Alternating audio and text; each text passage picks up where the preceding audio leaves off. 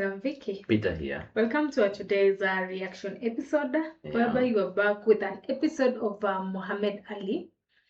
With an interview. Yeah, Muhammadali. Talk, yeah. And the title of it is Wake Up and Apologize. It's a 1972. Yeah. So I don't know if it's an interview or it's just his speech or something. Let's find out. So this was brought to us by Trey. So thank you so much for this, Trey. I think we've not done much on Muhammadali. Exactly. Yeah. So I think this is gonna be more educative. So stay tuned with us, and thank you for your time. Don't forget to subscribe, guys. Okay. Considering that we do this each and every day, we do some reaction music, movie reactions, documentaries, and for today, these are an interview, a talk, a speech. We also do all of them. So subscribe, and for any song request is a way of also supporting the channel.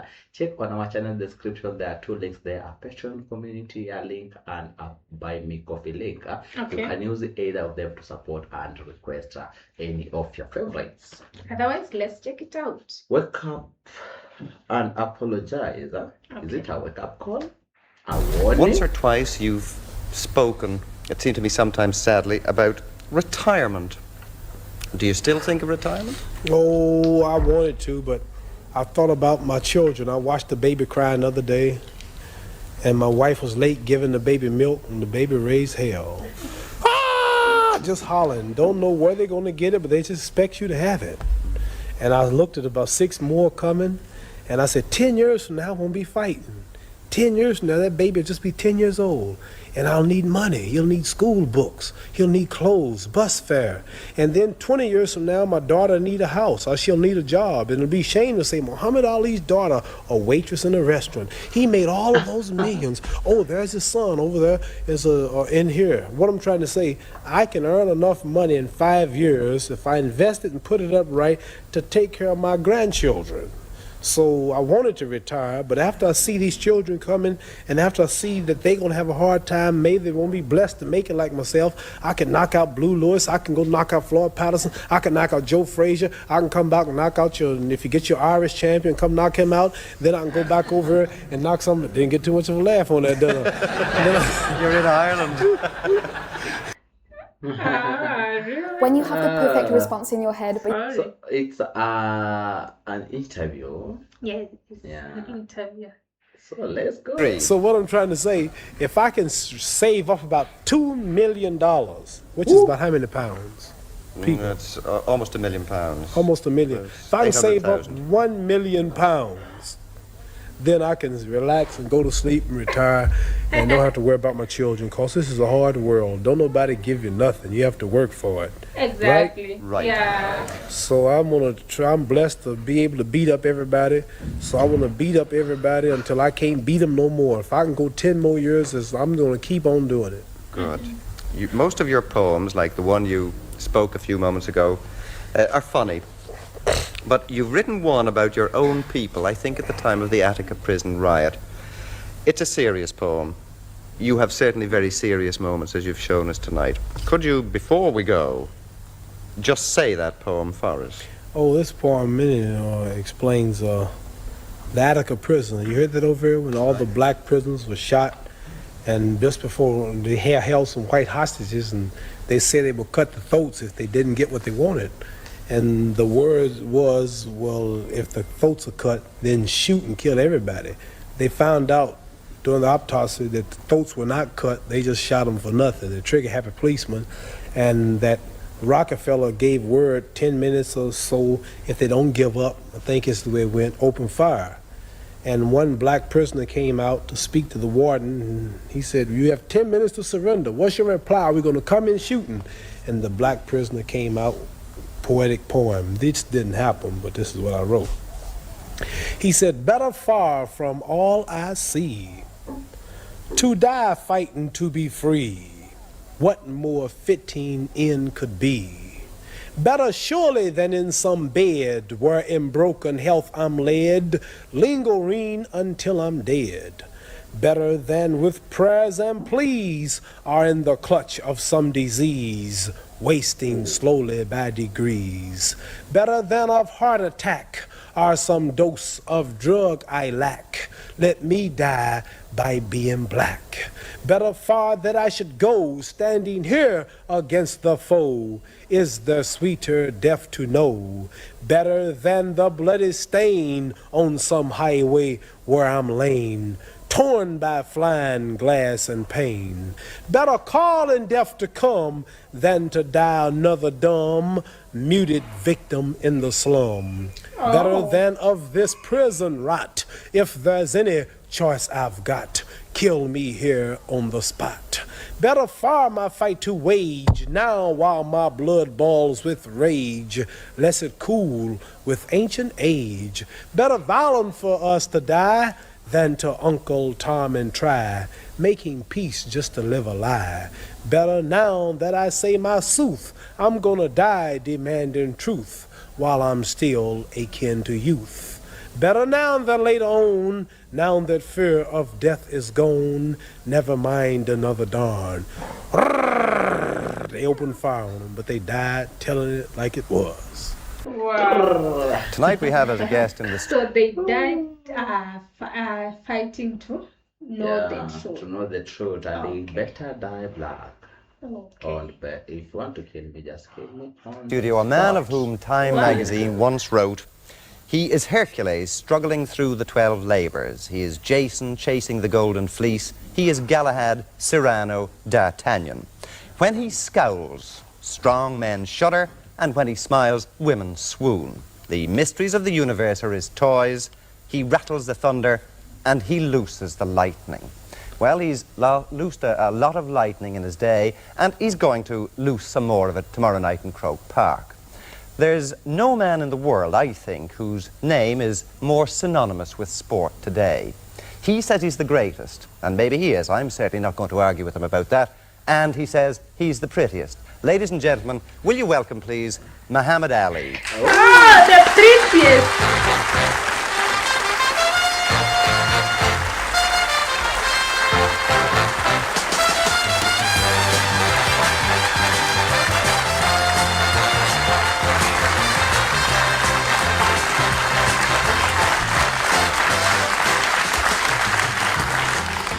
Well, do you think he is the prettiest? That was my question too. I was like, he is the prettiest. So he's not the one who calls himself the prettiest. He's a magazine. He was reading on a magazine, something like that.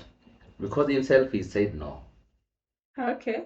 Yeah. Has he said no? Yeah. I think he said no. There, Jenna.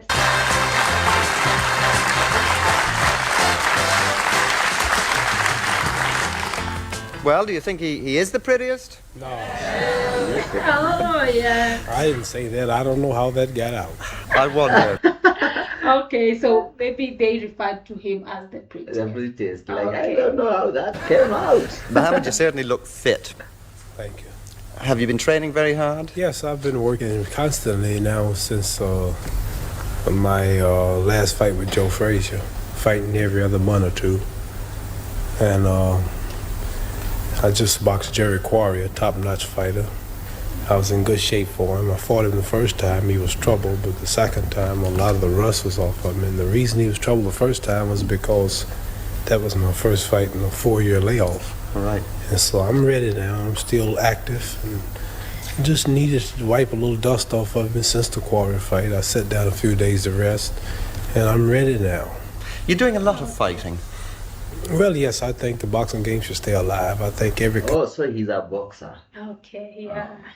contender should get a shot at the title. The new champ, Joe Frazier, is not doing nothing, fighting once every 7 months, and fighting people that you could beat. And you can't fight, so You're so right. Oh, that's A wonderful festive interesting. recipe. That's Fighting people that you can't beat. Yeah. But he's also a boxer. I have to keep the game Boxing. alive because I'm the true champion. How do you feel about the fight with Al Blue Lewis?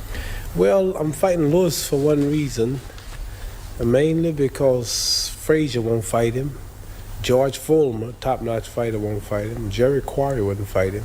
And with most boxers and managers, this is just a business, and they figure, well, they got a top contender, and he's barely on top, and they don't want to take a chance and lose unless they're paid great. And top-notch fighters fighting Blue Lewis can't receive the proper pay because he's not famous, but yet he's got a chance of beating them, and they have nothing to gain but everything to lose. So I'm fighting him because everybody else is ducking him, and he is a good fighter.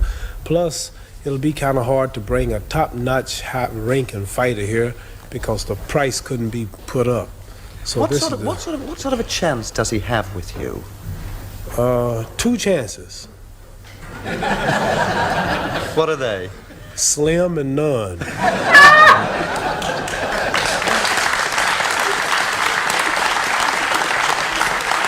I asked for that one. Angelo Dundee has just handed me a piece of paper to say that you hope to go to fight in Tehran in about 3 weeks' time. Iran and Tehran, yes, we're going on just an exhibition, government invitation, and we're working on it now. So your next big fight, really, I suppose, is with Patterson. Floyd Patterson, right, the rabbit. A rabbit? I call him the rabbit. Oh, Why is that? okay. Oh, the way he fights. And, he calls me Clay, and the name is now Muhammadali. He still insists on Clay, so I'll call him the rabbit. Plus, I'm going to fight the rabbit. And A rabbit can fight. I think he's a tricky guy to fight in the boxing. Yeah. Okay. Yeah, he's like He knows how to just dodge. Yeah. Is it dodge? Yeah. Oh, that's cool. in the garden. Madison Square Garden, of course. You then go on to fight Frazier, I gather. Yes, if he comes out of hiding. He bought a plantation down in South Carolina, some chicken plantation. I know he's a slave, but he don't have to buy plantations. But What do you really feel about him? well, he's a good slugger. He's not scientific, he's rough. Physically, I know I beat him. I won 9 rounds. He's already ugly, and I beat him so bad that night. I beat him so bad, and he was so ugly after that fight, his face should have been donated to the Bureau of Wildlife. He toured here with a show. I heard he flopped like he do everywhere else. He's got a singing group called the Knockouts, and he thought because they gave him my title, he could go everywhere and draw people and get rich. And I understand he draws 80 people or maybe 1,000 people in the 20,000-seat arena. In London, in a 4,000-seat arena, he drew 12 people. But he had the nerve to keep on with the show. He did a little better here. He got 87 at one, actually, and I think 1,041 at his. And I know I can beat him singing, but I don't call myself a singer. I can come here and fill every place because the people know who the real champion is. But you have been a singer too. I mean, you had a show. I love the way he just acknowledges himself. Yeah. And I think apart from him being a boxer, he's also a comedian. He's funny. Yeah. And the next thing that our interviewer says that he's a singer. So I think he's so diverse. That's where we are. Show called Buck White, didn't you? Yes, I was in a play called Big Time Buck White, and black militant play of problems that we're having in America. The play was a flop, but I was a hit. Like the play was a flop. Yeah. The play lasted 6 days, but the worst critics, my part was a hit. I want to get that straight.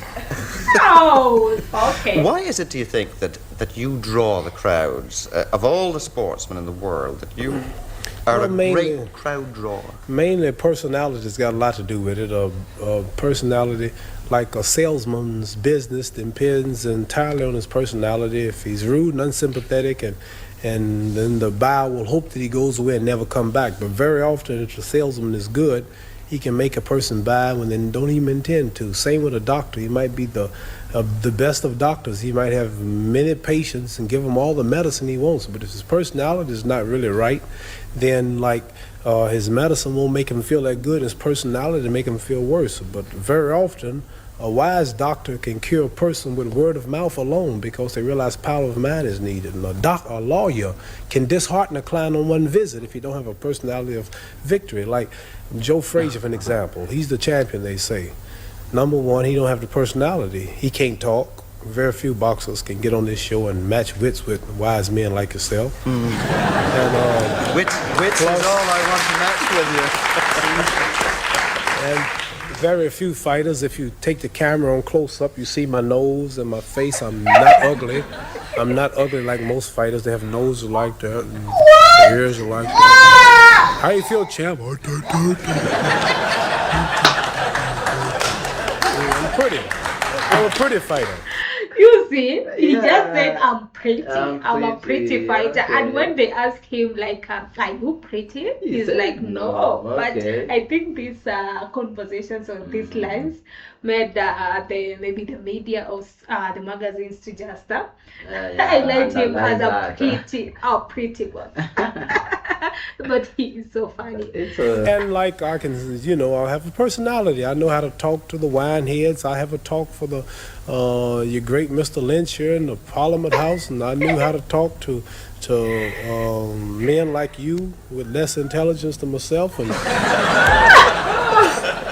no, I was only joking. Just listen to the people laugh. Just listen to the people laugh. Just listen to them laugh. Very few comedians can do this, and that's their job. So like I'm saying, it's personality that attracts. I mean, people of all religions, like in America, I stand up for black people, and regardless to what it costs me, I speak out for what I believe. Like you got people in Ireland fighting for what they believe.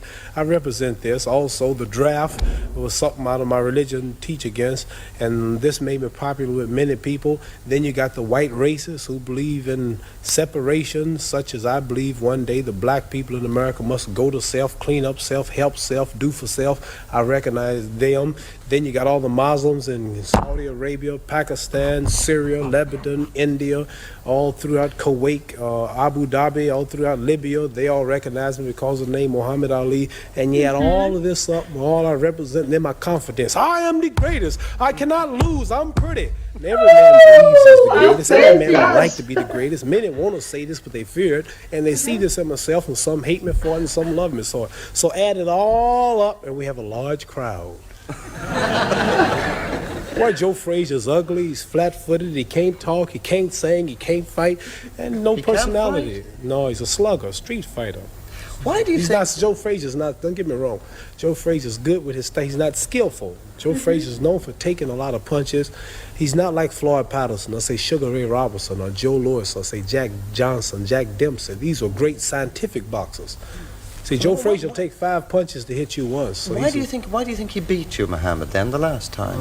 Well, the reason that he got the decision, if you looked at my face and his face after the fight, both eyes were closed, his nose was bloody, his lips was cut, his head was swollen, and he spent 1 month in the hospital. Did you all hear it? Yeah, surely. He spent 30 days of intensive care.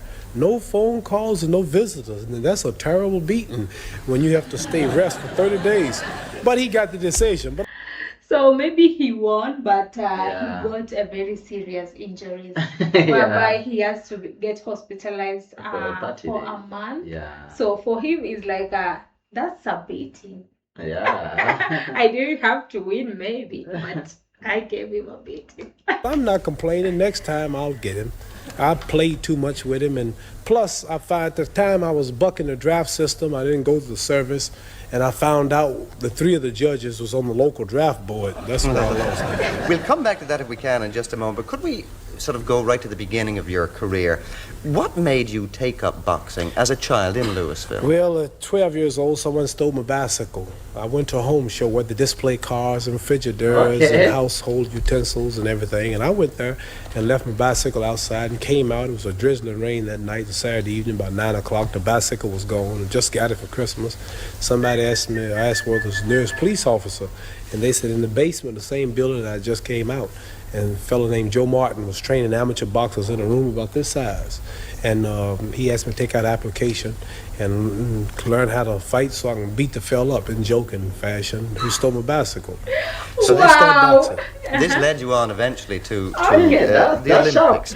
Was this your goal as a child and as a young man? Did you see that the best thing you could ever do was was to be an Olympic champion? I knew nothing about Olympics when I started, nothing. I just boxed just to get on the local television show called Tomorrow's Champions. Every week at Saturdays in Louisville, Kentucky, we have a show called Tomorrow's Champions.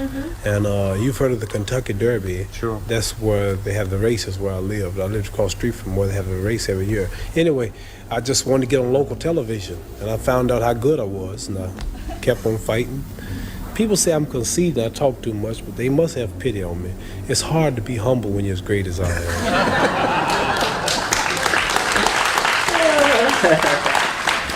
am.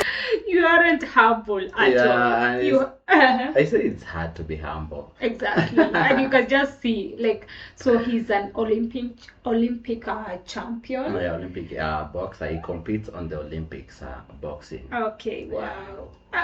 That's so interesting. The Golden Gloves, the National AAU, and the Olympics. And then after the Olympics, they had all the gold medals, but no money. I'm professional. You told a story on one occasion about coming back from the Olympics with the medal to your own hometown. Did this make you a very big man in your own hometown? Did it completely change your life? Well, you know, like, made me popular for a few days, but I wanted to do something good with it. So I went downtown. At the time, black people was marching to eat in the white restaurants, and they wanted rights to go where they wanted to. And so I said, I'll take this medal and I'll go downtown and I'll sit down in a restaurant. I got them on the spot now, and then I'll order something to eat. And I went down and I had my medal on, and the lady was looking, and I said, I'd like a cheeseburger. She said, we don't. So that's in a white restaurant. It says in the exam. Oh, yeah. And that time it was like a rare or hard for a black to go to a white restaurant. And now he's taking chances. Yeah, it's like he's the champion. I have a gold medal. So Yeah. why not? They serve Negroes. Oh, what? They told him they don't serve Negroes. So it was that serious? Yeah, of course. Oh my God, that's so sad. Let's see how our guy. So his response. Let's I don't eat them either. Just give me a cheeseburger. Just give me a cheeseburger. You don't serve Negroes. Okay. I said, I don't eat them either. Just give me a cheeseburger.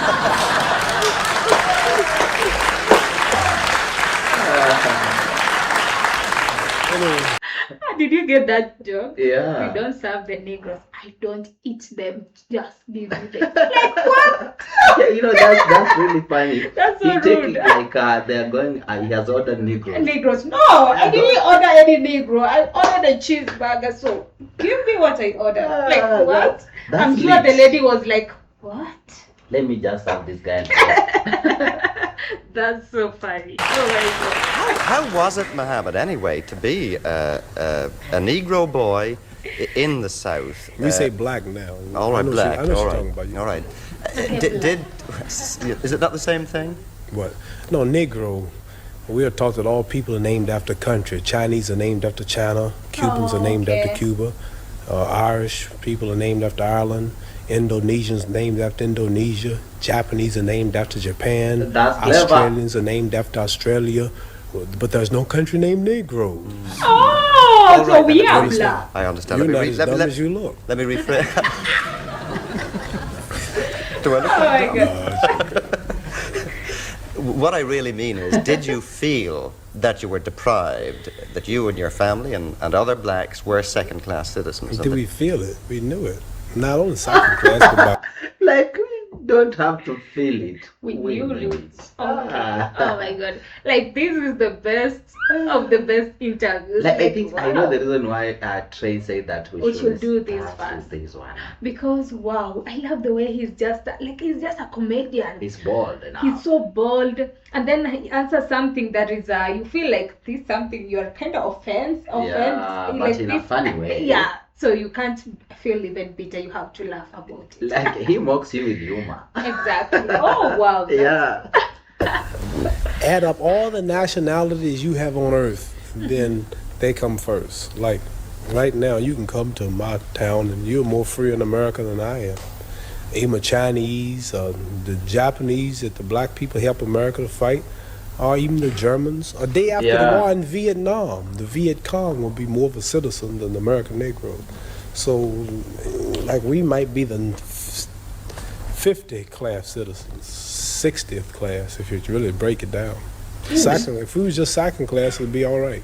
This is something you feel very strongly about. Strongly, I know it's the truth. I live right there every day. What attracted you then to Islam in the first instance? The Muslim religion is the true teachings of Elijah Muhammad right there in America, and the power structure, nobody will challenge him. And the history of ourselves, the history of our true religion, our nationality, our names. See, we don't have our names, you know. I know how proud you all are, proud of your names. See, Chinese have names like Chang Chong, Lu Qian. This is Islamic teachings. Russians have names like Kosygin or Khrushchev. You have names like O'Connor or Grady or Kennedy. And Africans had names like Lumumba, Nkrumah. And Jews got names like Weinstein and Goldberg. And Italians got names like Dundee and Benvenuti and Marciano.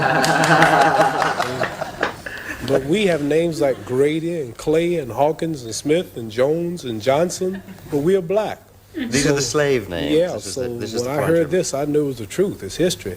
So Muhammad Ali is a beautiful black name of our ancestors. So when I heard this, I just had to walk out of the church and Christianity because they never taught us our true knowledge. Then they told me how we were brainwashed in America. We see Jesus, he's white with blonde hair and blue eyes. We see the Lord's Supper, all white people. We see the angels in heaven, all white people. And we look at Miss Universe. By the way, that's true. Yeah. And I don't know how they got to get those images and all that. Criteria they use. Because there is a verse in the Bible that they say that God created all of us in the image and likeness of God. So how does God look? And in all the church images, all the images are just in white. So we were like, which criteria did they use? By the way. That's by the way. There's a white woman, Miss America, a white woman, Miss World, a white woman. Even Tarzan, the king of the jungles in Africa, he was white.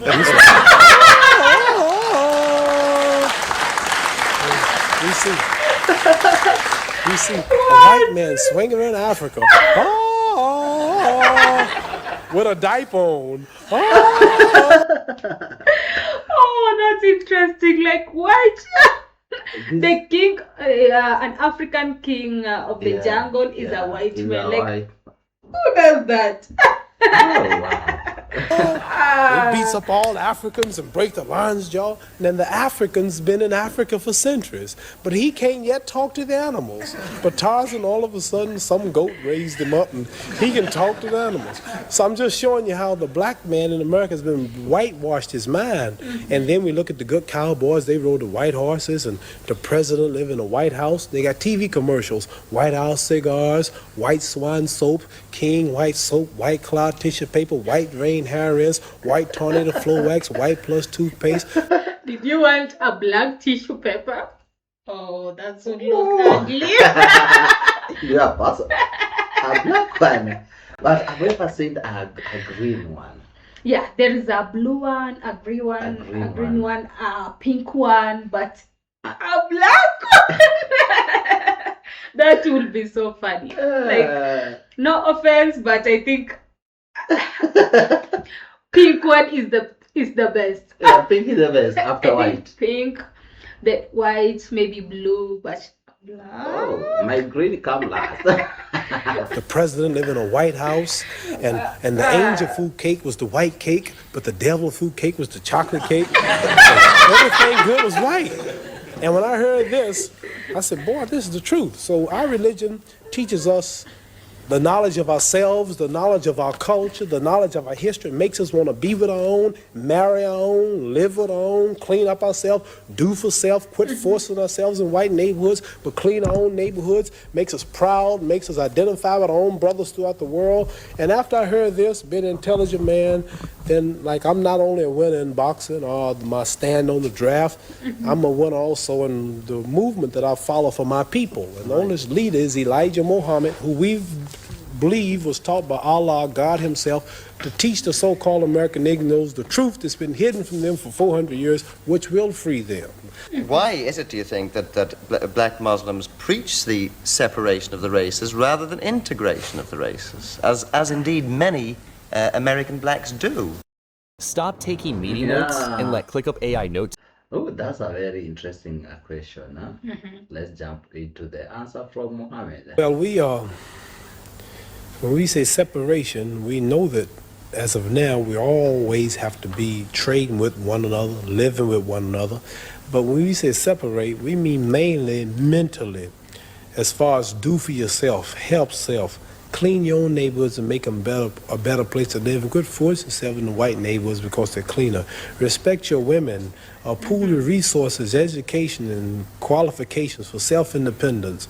And this is what we mainly teach about the separation. And one day, we believe that black people should trade with one another. We've tried integrating for 400 years, and we've been kicked and shot and brutalized. You read about the news for years, and it's not working. So we believe that we should now come and try to do for ourselves. And I understand this is some of your problem in Ireland, where people are tired of being dominated by certain groups. They're tired of being ruled, and they're men, and they want to do for themselves. Same way in all countries. People are just tired, and they're revolutionizing things, and they want to be free. We've been in America under white domination, lynched, killed, raped, castrated, shot down daily, no justice in the courts, deprived of freedom, justice, equality, and we just now want to be free, and we can't do it. We have found out that black and white are disagreeable in peace. They can't get along together, so we think we should just now quit fighting, quit being violent. Now that we're doctors, now that we're lawyers, now that we're mechanics, now that we're educated, we are not needed to pick cotton no more. You got millions of blacks been born every day in hospitals. There are no jobs.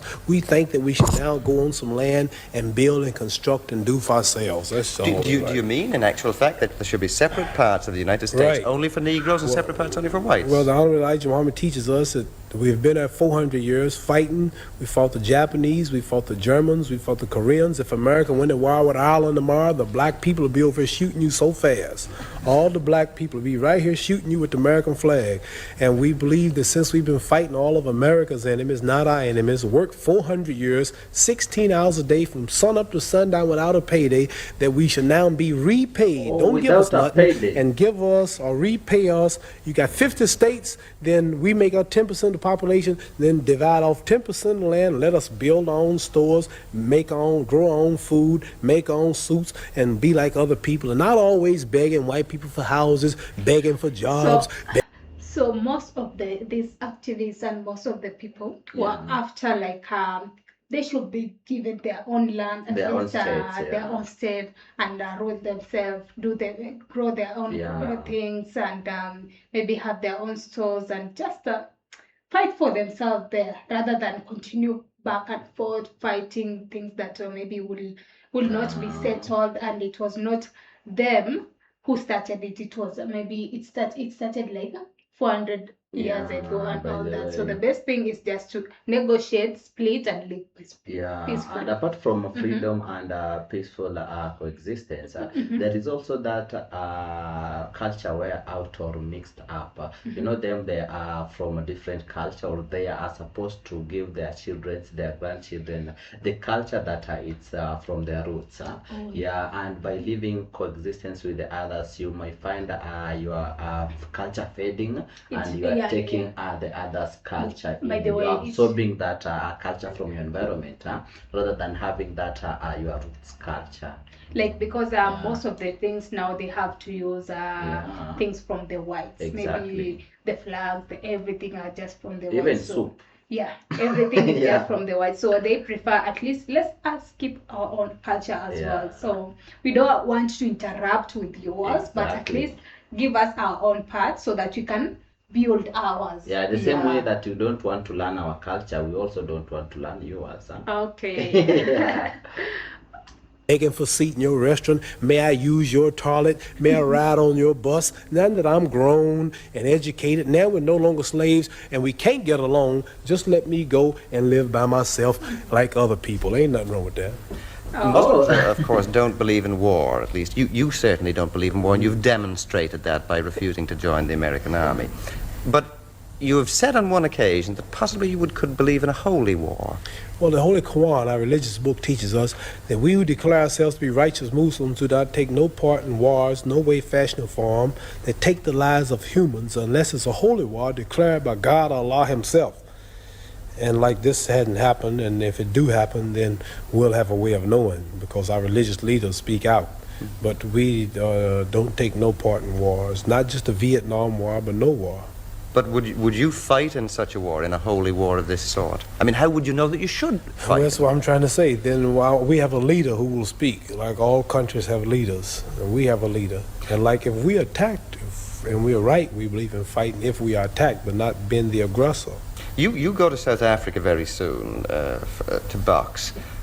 Do you believe in the sort of separation of the races that they have in South Africa, what they call apartheid? Not from what I hear. I hear it's unequal. We believe in an equal separation, and we'll only fight in South Africa under the condition that the audience not coming to change their policies, not coming to talk about them. We've just been invited. Otherwise, we wouldn't go.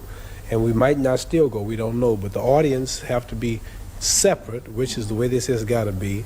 But the black side has got to be equal to the white side in convenience and seating capacity and everything, and we'll fight on those conditions. But how will you feel if you go to South Africa and go into a white man's restaurant, if you should perhaps want to, and were refused it? Wouldn't this take you back to the old sort of Louisville situation all over again? No, I wouldn't. No, I mean, if a man didn't want me in his place, I'd just leave. I wouldn't want nobody to force themselves on me. And I wouldn't be looking for no trouble like that. My mind's too big for that. You know, I don't want to be around nobody that don't want me. I believe I'm the greatest. Well, what I want to be with somebody that's less than me. I'm the greatest. They should want to be with me. That's the way I look at it. Right. Elijah Muhammad has said something which perhaps a lot of us white people have misunderstood. Perhaps you can explain it to me. He said that white men are devils. Yes. What does he mean by that? He means just what he said. The deeds and the works of the man. He says the American devils. The lynching, the killing, cutting the black people's private out, sticking it in the mouth is what they did to us. I got a book called 100 Years of Lynching written by white men.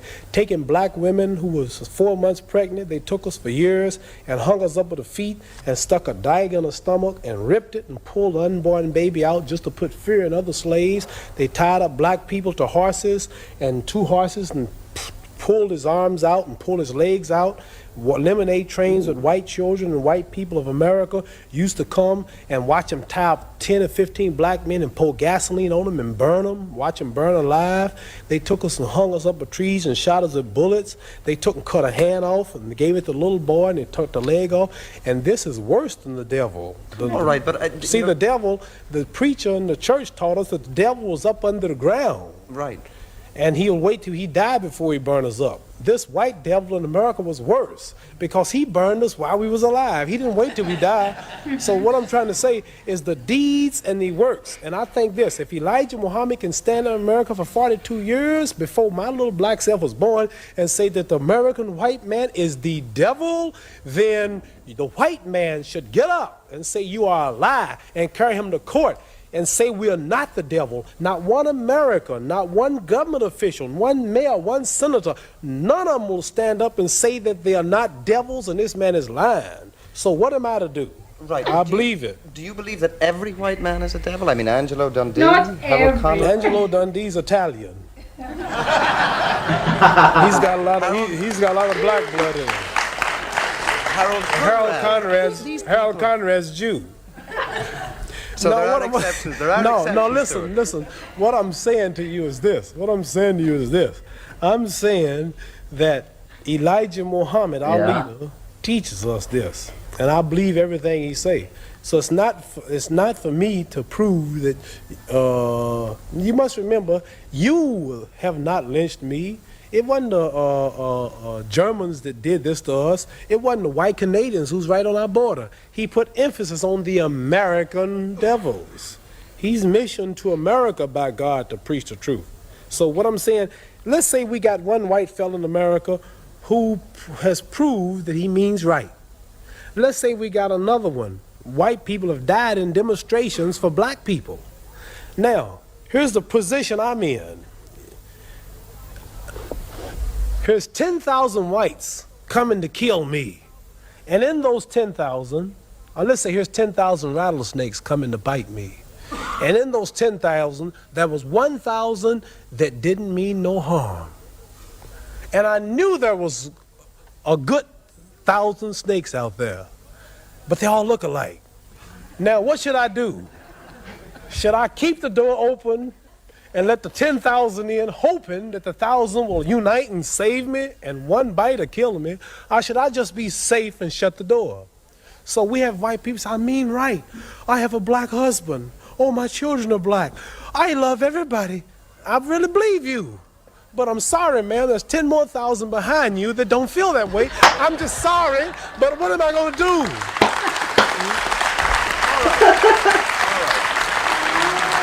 So I like to say this, that I know, I'll bet my hand on my family's life now, that there's some whites that mean right and sorry that they're from this race.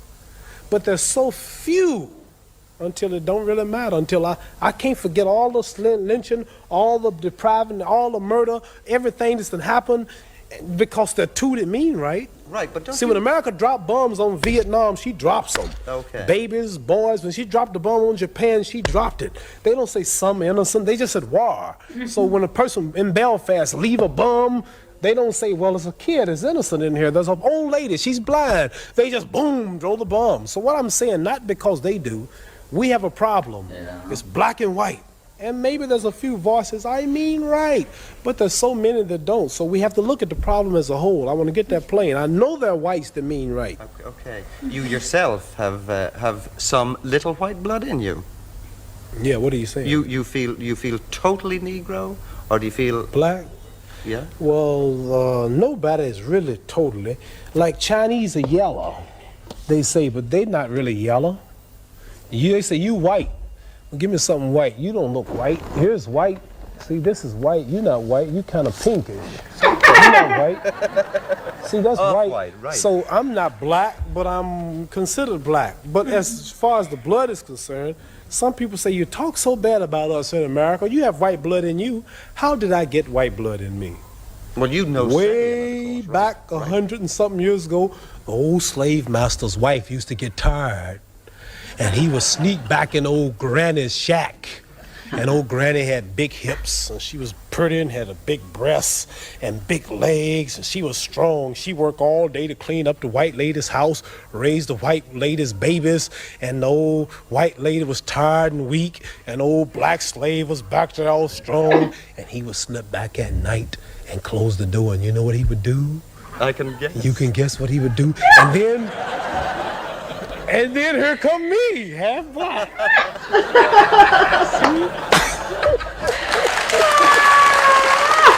This one is so crazy. Like what? He knows how to explain everything. The way it is. Like wow. Wow. So intelligent.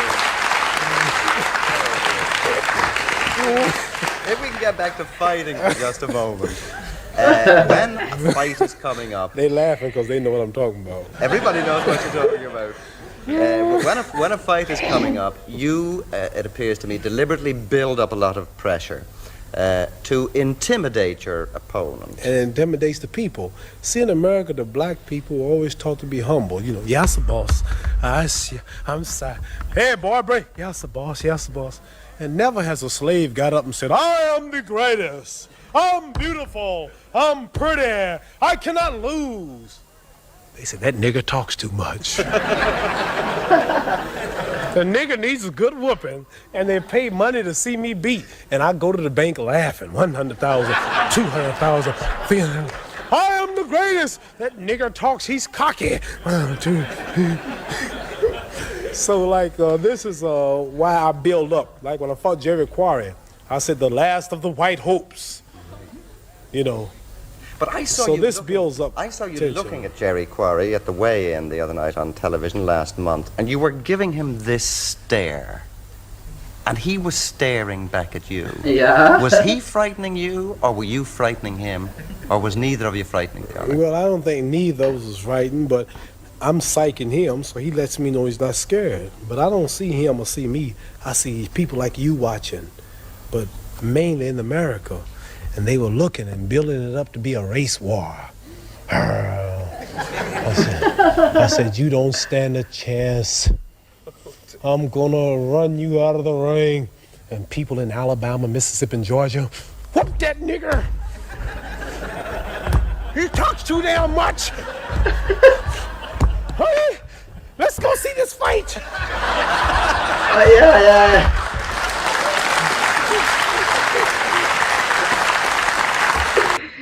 Oh, Like wow. he has just said it genuinely, or maybe even spoiled for others. You know, that talk or that hype that boxers get or give each other before. Say there's a match tomorrow, they can give each other, see each other on face, like row on each other, give some other threats. That's what pays their bill. Yeah, there is someone who didn't even have some interest on that fight, but after seeing the way they really go on each other's talk on mouth, like he becomes so much anxious to see, like this guy has really talked about our friend, our guy. Let me go and witness. How he's being ripped off. And they're now psyching the other person, like, rip him off. I'll be there Rip to him, see, I'll be like, there to confirm that you are beaten, and that's how they are.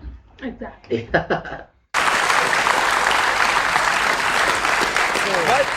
I don't really hate nobody, but people are so small-minded, it's easy to lead them. You know how you ever see the wrestlers, how there's always a good wrestler and a bad one.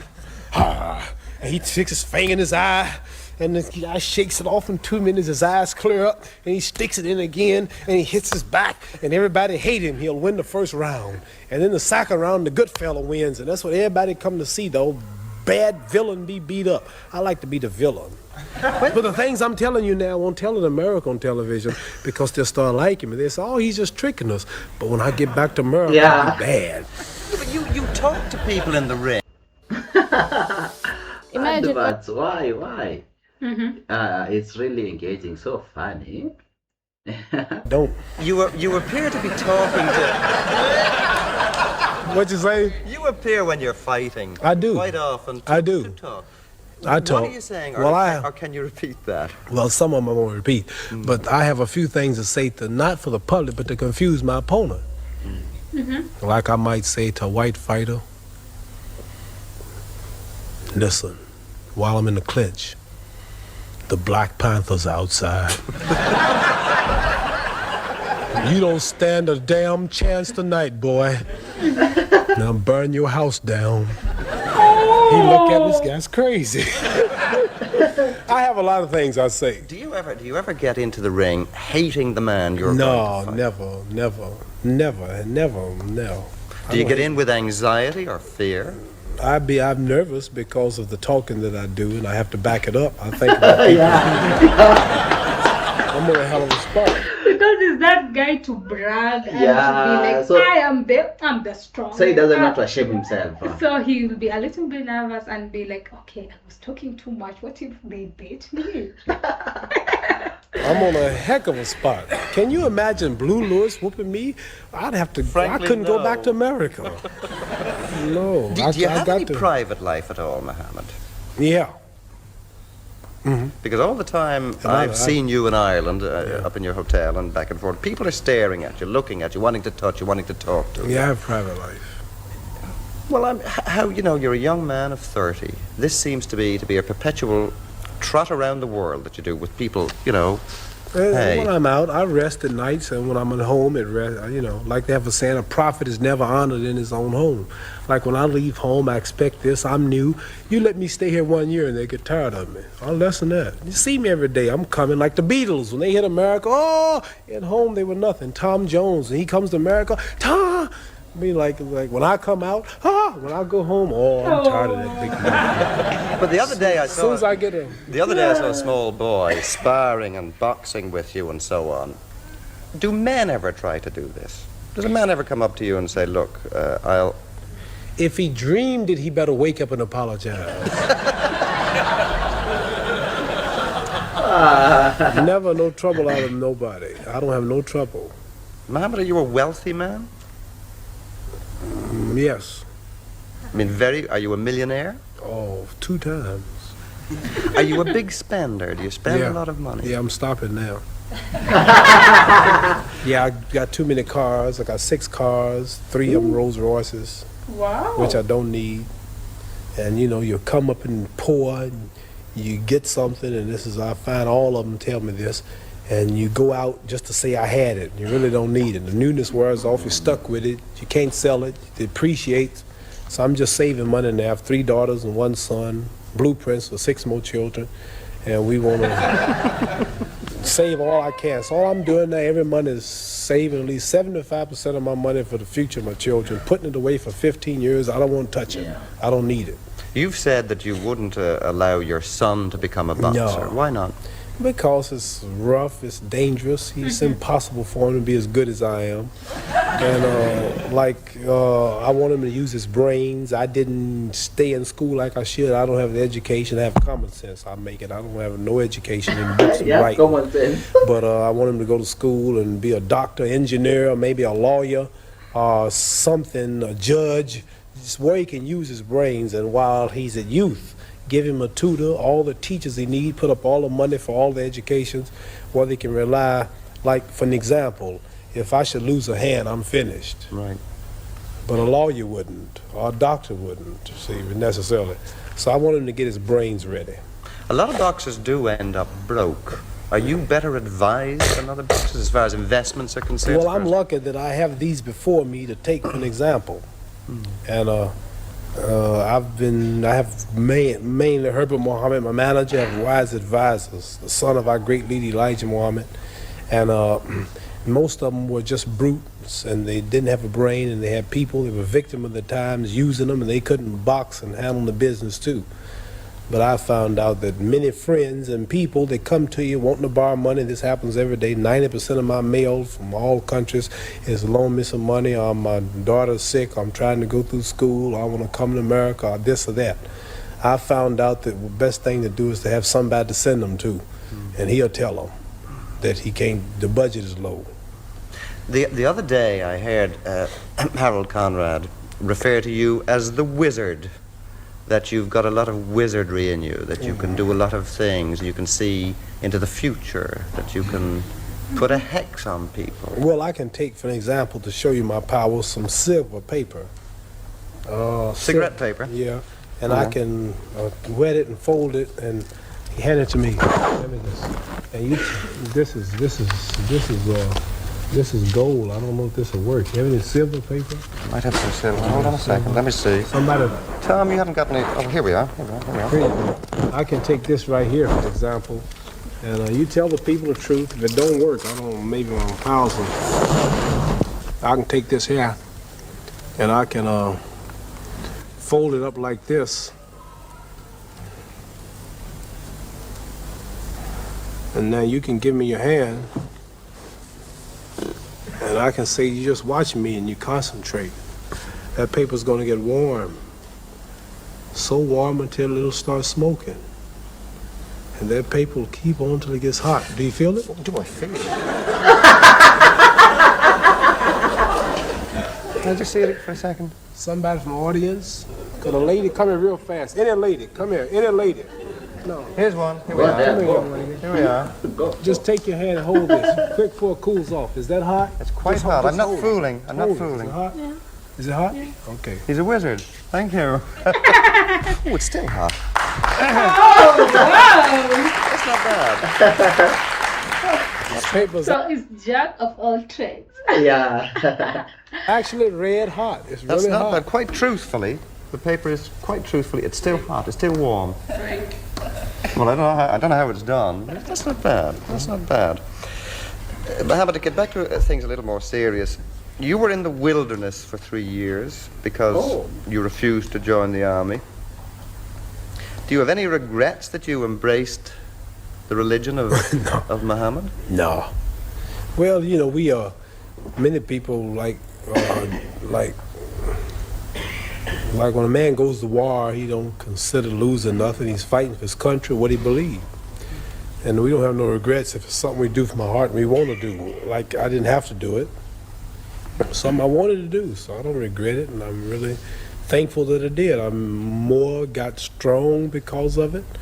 And many people believe in fighting for the freedom, and this is just part of what I believed. So it's nothing that I regret, not at all. Yeah. If I regret it, then it wasn't sincere. But it lost you not only a great deal of money, but it could possibly have lost you your livelihood, in fact. It could have lost you your whole career, isn't this so? No, it wasn't. Has it been worth it? Well, yes. I mean, I haven't really lost nothing.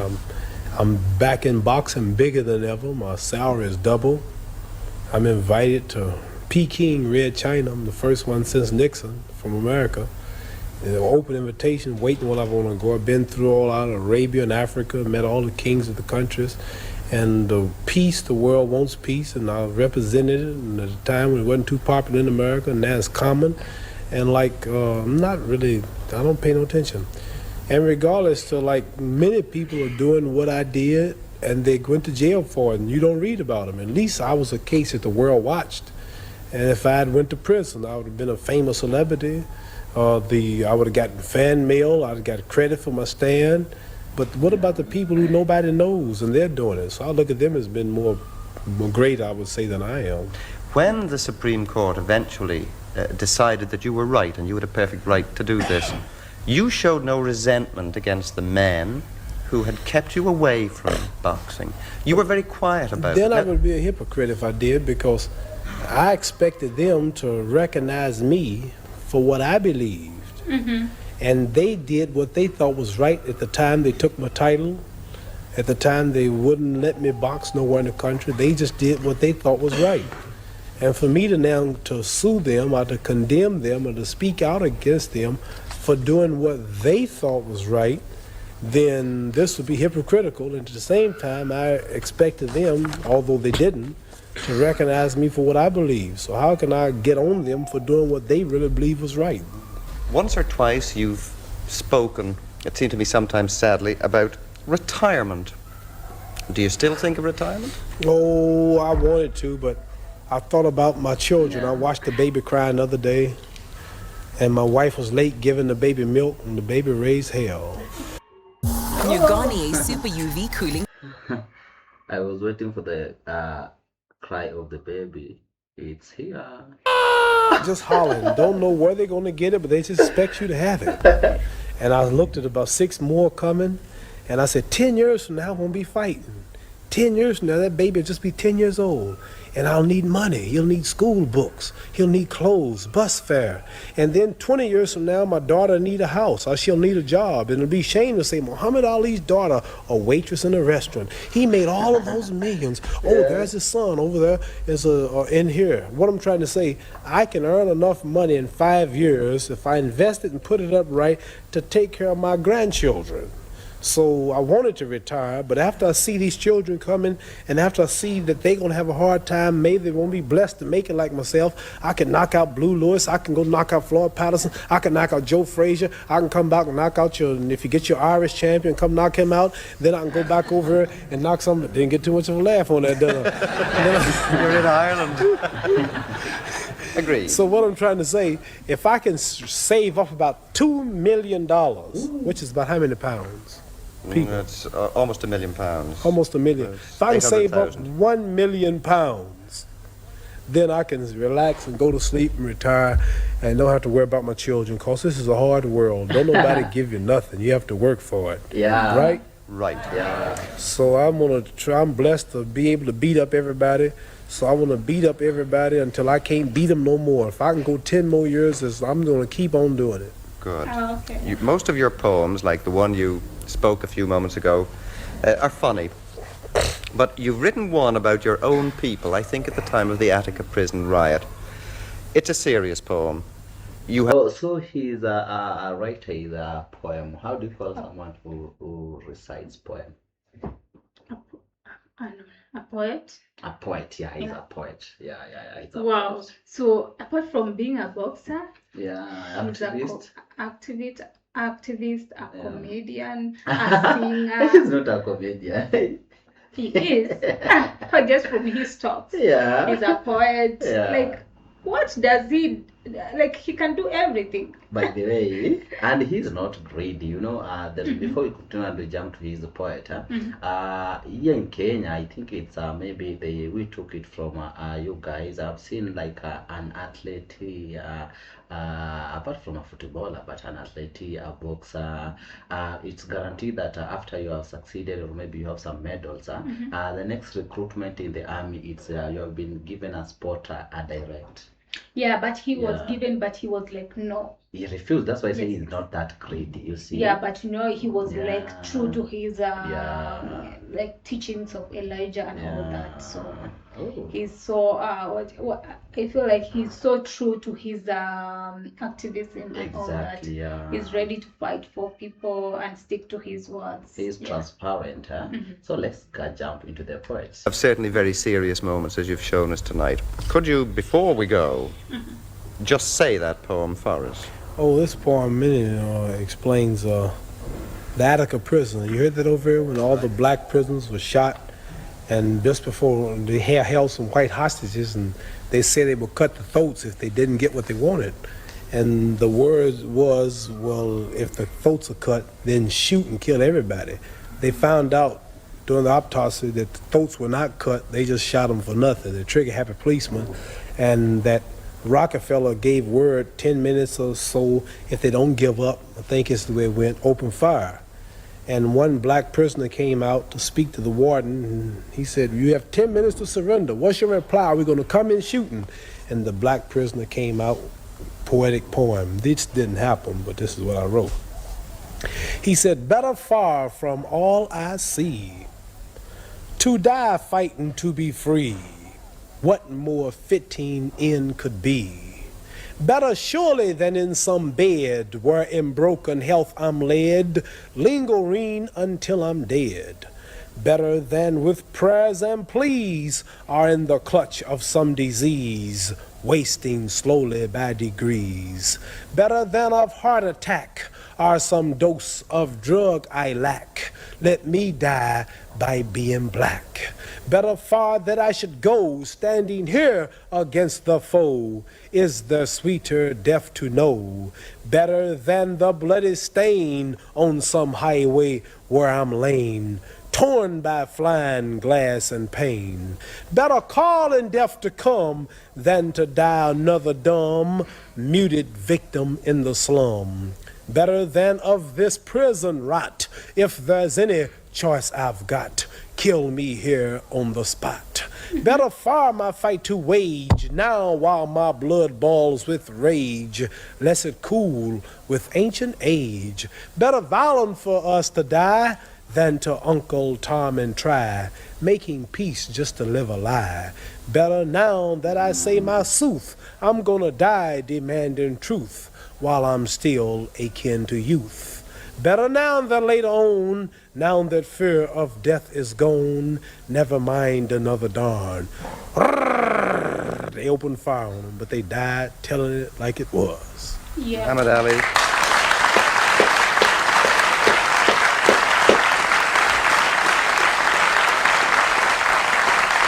I have another thing to say. Okay. This is one thing. This is one thing I love and I admire about the Irish people. I studied a little of the history since I've been here. I found out you've been underdogs for years, hundreds of years, people dominating you and ruling you, and you can identify with this freedom struggle, you understand? But I just have mine on the other side of the water. But we all are fighting for the same cause and idea, but we have different reasons and different approaches. Muhammadali, Yeah. thank you very much. You're welcome.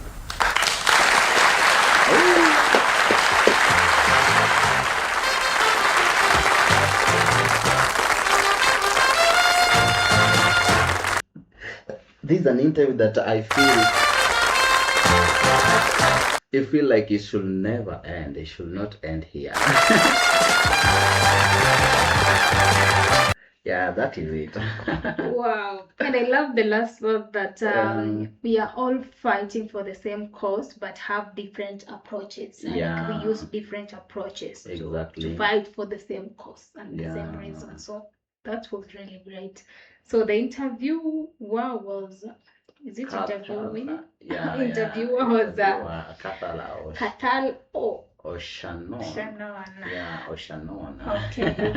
Wow. I think this interview gave us some of how can I say biography of Muhammad Ali. Yes. Just having racing the maybe Getting childhood. to know him more, his personal life, career-wise, career-wise, and both his what do you call the activist life? Yeah. So exactly, and what he believes in. But he's a very cool guy, a guy that got humor. I don't think he's a very cool one. I think he's a very, very, bold. Yeah. He's ready to speak what he feels, and he's ready. He knows how to put everything. Like any question asked, he knows how to bring the answers and make you like laugh. He's a good comedian. He's a good.